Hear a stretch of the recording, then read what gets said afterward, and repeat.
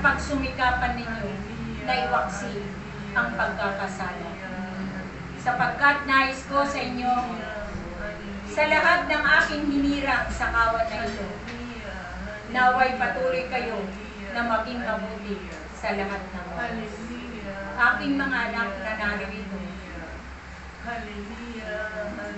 sumampalataya kayo at manalig at magtiwala kay Yahweh na inyong Diyos.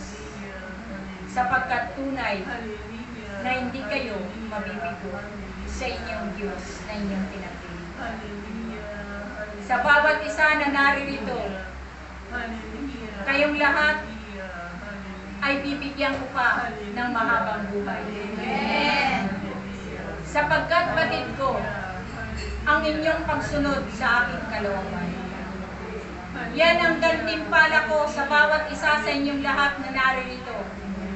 Nabibigyan ko pa kayo ng mahabang buhay.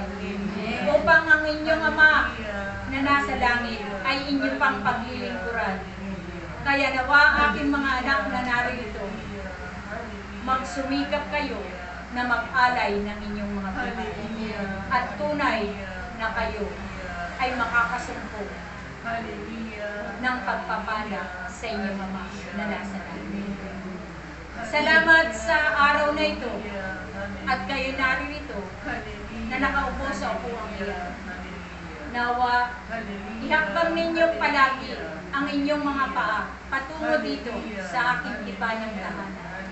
At tunay na hindi kayo mabibigo aking Ama, sapagkat pagpapalain ko ang bawat isa sa inyo. Huwag kayong mag-alala sa mga pinagdadaanan ninyo, mga pagsubok sa inyong buhay. Batid ko na salat kayo sa pananalapi. Ngunit tandaan ninyo, ang inyong Ama ay mayaman sa lahat. Sa kumpas ng aking mga kamay, patuloy ko kayo na pagyayamanin. Hindi kayo magdaranas ng kahirapan sa inyong mga buhay, sapagkat pupunuin ko ang inyong mga kapangkailan. Kaya magpatuloy kayo na paglingkuran si Yahweh na inyong Diyos at kailanman ay hindi kayo maghihirap sa inyong mga buhay. Patuloy ko kayo na bubusugin.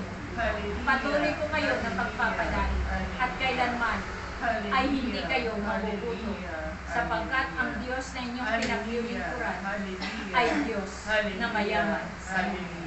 Salamat sa inyong lahat sa pagsunod sa akin, at tunay na kayong lahat ay aking pagpapalain.